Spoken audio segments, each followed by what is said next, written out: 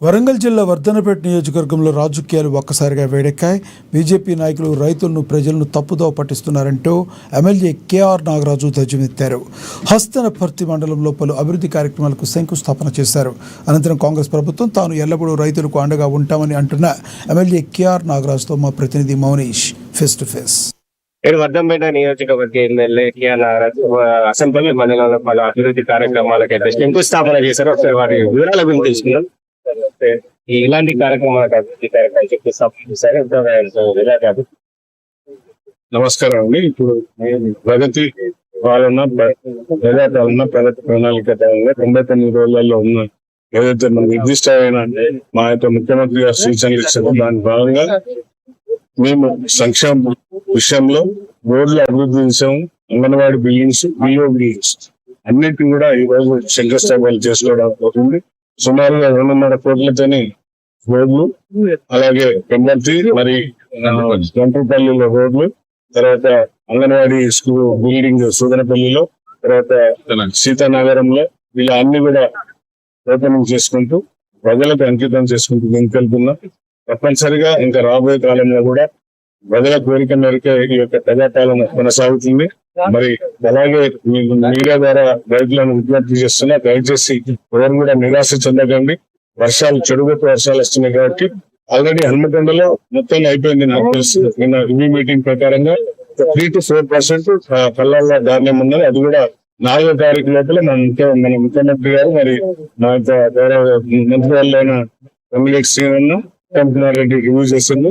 అలాగే వరంగల్ నియోజకవర్గంలో, వరంగల్ అంటే నాకు 2 వస్తాయి, హన్మకొండ వరంగల్, అందులో వచ్చేసి సుమారు 18% ఉంది. అన్ని కూడా 4వ తారీఖు లోపల రైతుల యొక్క ధాన్యాన్ని ప్రతి చివరి గింజ వరకు కూడా తడిసిన గింజను కూడా కొనడానికి సిద్ధంగా ఉన్న ప్రభుత్వం. ఎందుకంటే చెడుగొట్టు వానలు వస్తాయి కాబట్టి ఆ వానలకు భయపడుతున్న రైతులు అవి యొక్క ధాన్యాలు కొనుగోలు కానీ అత్యధికంగా కొన్న ఈ యొక్క ప్రభుత్వం వచ్చాక అత్యధికంగా కొన్న ప్రభుత్వం అన్నది.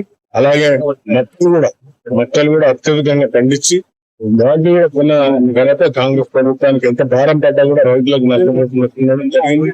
తర్వాత రైతులను అందరినీ మీడియా ద్వారా నేను చేతులెత్తి అప్పీల్ చేస్తున్నాను, దయచేసి ఈ బొయ్యలను కాల్చుకున్న పరివారాన్ని దెబ్బతింటుంది. మరి మంచి క్రిములు ఏవైతే వ్యవసాయానికి ఉపయోగపడే క్రిములు కూడా చనిపోతున్నాయి. కాబట్టి దయచేసి మా యొక్క రైతు సోదరులను విజ్ఞప్తి చేస్తున్నాం, మీరు ఎట్టి పరిస్థితుల్లో పంట పొలాలలో పూసినాక పెయ్యకాలను కాలకండి.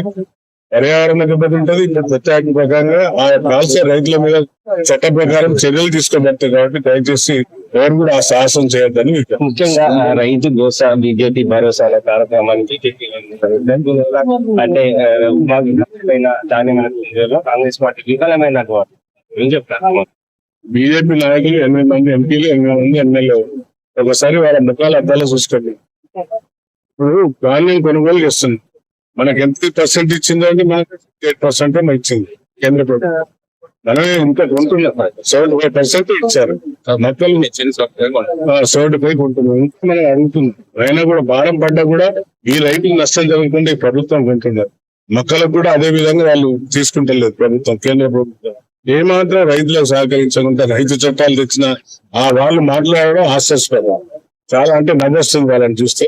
వారు ఏం చేసినా కూడా ఓన్లీ అక్కిగానే ఏదైతే కెమికల్ కొట్టుకుంటారో, ఇంకా అలాగే ఏదైతే మేము 2047 అదేదో వికాస్ మనకా వికాస్ ఏ వికాస్ అయితే తెలుసలేదు. కానీ ప్రభుత్వం ఇప్పుడు ఉదయం పడి అందరూ కూడా ఆర్థికంగా నష్టపోతున్నారు. పెట్రోల్ ధరలు పెరిగి, డీజిల్ ధరలు పెరిగి,